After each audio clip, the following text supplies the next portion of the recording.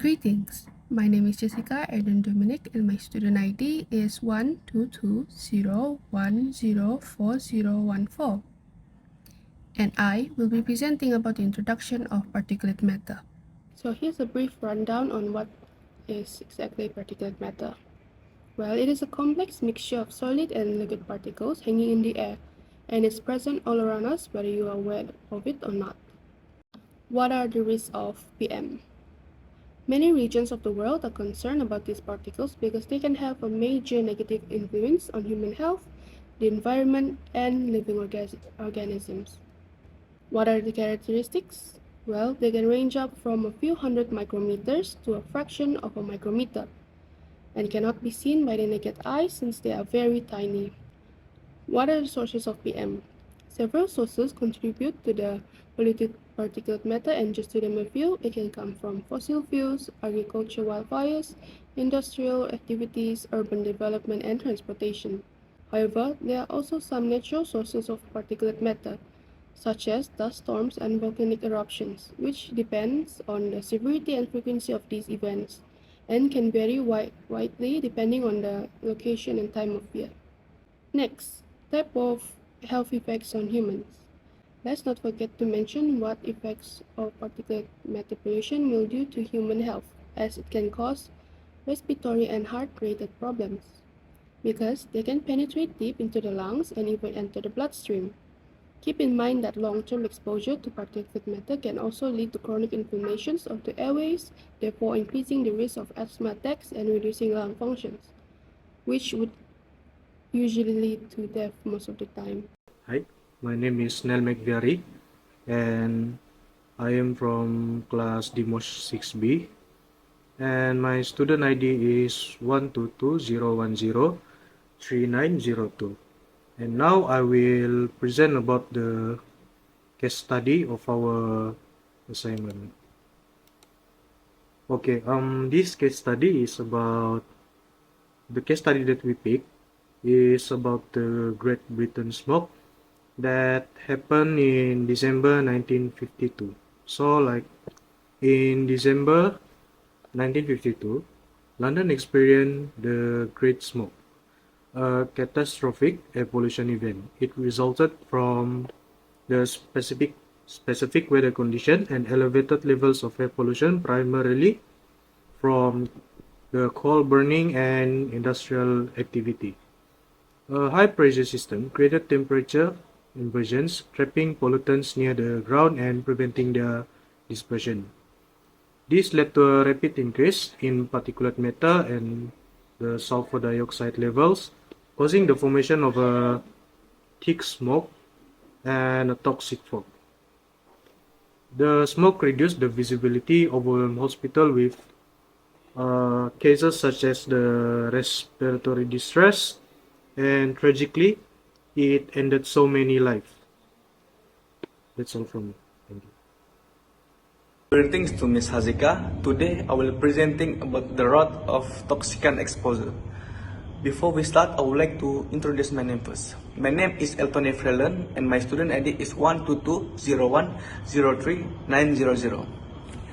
The road of toxicant exposure, which means the complex mixture of very minute particles and liquid droplets that become suspended in atmosphere, is referred to as particulate matter. The first one is inhalation exposure. Inhalation is the main and most dangerous method of exposure for people to particulate matter. On the other hand, they not only obstruct gas, but also have the potential to enter the bloodstream and bringing whatever hazardous compounds they may have absorbed with them. The second one is dermal exposure. There is the rising concern in the possibility that PM could have harmed skin health, even though breathing is the main exposure method. They are also the largest organ and outermost barrier. The third one is exposure through ice. Particulate can irritate the eyes, causing them to moist, stain, and become red. And the last one is indirect exposure to via ecosystem, which means that aside from direct contact, particulate matter can also settle on land and water. change in the pH of the soil or water as a result may have an indirect impact on people. In addition, if particulate matter makes a body of water acid, it can affect aquatic life and cause fish population to decline or contaminate fish with chemicals that can eventually make their way into the human food chains with consume. That's all from me. Thank you. Greetings to everyone. My name is JMXD SABION bin BAINOR and my ID number is 122010398 and today I'm gonna present about my part, which is the impact of particulate matters towards human health and the environment. My first point is impact towards human health. Air pollution is a major environmental concern that affect human health. Particulate matters, also known as PM, a mixture of solid and liquid particles in the air, is one of the common forms of air pollution. Exposure to PM can have serious consequences for human health, resulting in respiratory disease like asthma, bronchitis, and lung cancer, as well as nervous system disease like Alzheimer's and Parkinson. PM is composed of a range of particles, from dust and soil to smoke and soot, which differ in size and chemical composition. PM can also contain heavy metals, such as mercury and arsenic, which are toxic to humans. PM particles can be inhaled into the lung, where they can cause irritation and inflammations, potentially leading to disease.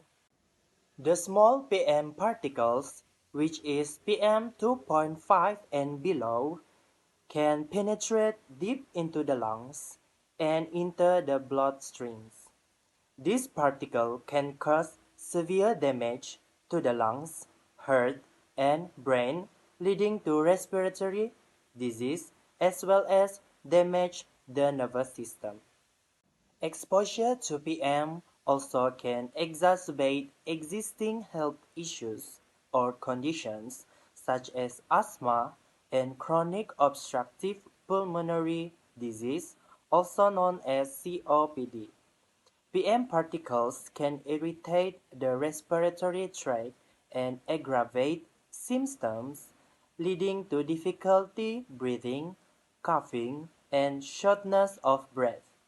PM exposure can also increase the risk of respiratory infections such as bronchitis and pneumonia, which can be particularly dangerous for people with existing respiratory conditions. Exposure to PM particles can also impact the nervous system, leading to Alzheimer's and Parkinson's disease. PM particles can enter the brains by bloodstreams, fat, and livers, blocking and causing damage to nerve cells and leading to cognitive decline. PM exposure can also increase the risk of stroke, which can result in neurological damage. My next point is impact towards the environment. PM particles can also impact the environment, such as damage the crop by reducing their growth and yields.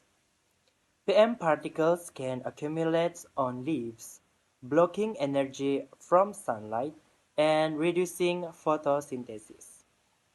PM can also damage plants by altering their metabolisms, interfering with nutrients uptake, and reducing the uptake of waters. As a result, PM pollution can lead to reduced crop yields, lower crop qualities, and reduced profitability for farmers. When PM pollution levels are high, particles accumulate in the air and can form a thick layer of smoke, making it hard for light to pass through. This can reduce visibility and make it difficult to see objects or landscapes clearly. Reduced visibility can make outdoor activities difficult to enjoy, such as hiking or biking, and it also can be dangerous for vehicles on the road and can lead to the accident. That's all from me. Thank you. Hi, greeting. My name is AZRAH DB Binti Muhammad Sabran. My student ID is 12201040001. So, I will summarize all the topics we have studied in accordance with the requirements of the assignment question. In conclusions, while inhalation is the primary way that particulate matters is commonly encountered and poses the greatest health risks, there are other routes of exposure that can lead to negative effects on health.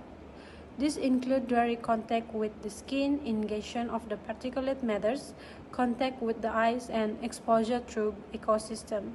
To effectively to reduce exposure to particulate matters and safeguard public health, it is crucial to adopt a comprehensive approach that addresses various pathways and sources of exposures. Furthermore, this research also highlights the detrimental impact of particulate matters pollution on both human health and the environment. Respiratory disease, cardiovascular disease, and nervous system disorders are among the health problems associated with exposure to particulate matter.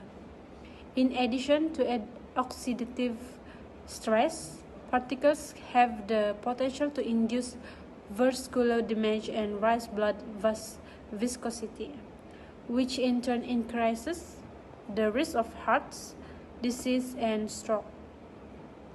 And moreover, these particles can also be transported to the central nervous system and trigger an immune response. Hello, my name is Darryl Flenn and my student ID is 12201040055 and I'm going to explain my part about the control measures. First crucial point in the control measure is restriction of government's law. It can be done by increasing the fine amount of open burning activity. This will make citizens responsible to follow the rules without committing any illegal activities. Next is by installing incinerators at industries. This is to eliminate waste through burning but without polluting the environment because incinerators contain filter processes. On the other hand, public awareness can also be done to increase citizens' knowledge of the dangers of pollution. So this in further can prevent potential harm by eliminating open burning activities. Last but not least, if the environment is polluted, citizens must wear personal respiratory protections. For instance, certified face masks like N95. It ensures that netizens inhale clean and filtered air which prevents respiratory and cardiovascular disease such as asthma. That's all from me. Thank you.